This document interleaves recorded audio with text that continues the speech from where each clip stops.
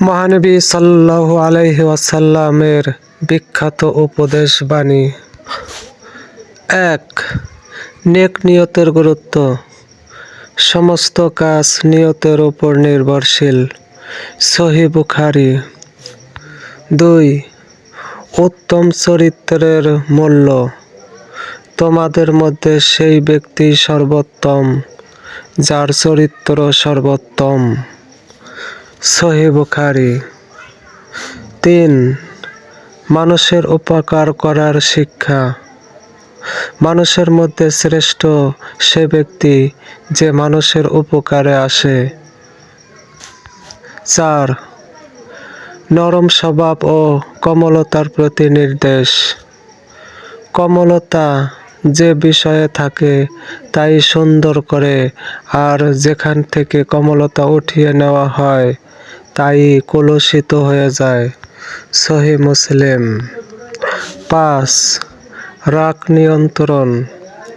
এক ব্যক্তি রাসূল সাল্লাল্লাহু আলাইহি সাল্লামকে উপদেশ চাইলে তিনি বারবার বললেন, রাগ করো না। সহিহ বুখারী। ৬. পরস্পর ভালোবাসা ও ভ্রাতৃত্ব। তোমরা একে অন্যকে হিংসা করো না, ঘৃণা করো না। আল্লাহর বান্দা হিসেবে পরস্পর ভাই ভাই হয়ে যাও। সহিহ মুসলিম। ৭. দুনিয়ার প্রতি দৃষ্টিভঙ্গি। দুনিয়াতে এমনভাবে থাকো যেন তুমি একজন পথিক বা পথচারী। সহিহ বুখারী। ৮.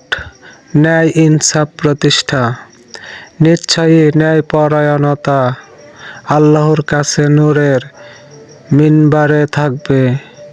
সহিহ মুসলিম। ৯. আল্লাহর প্রতি তাওয়াক্কুল। যে আল্লাহর উপর ভরসা করে আল্লাহ তাকে যথেষ্ট। তাফসীরে কুরআন সূরা তালাক। ১০.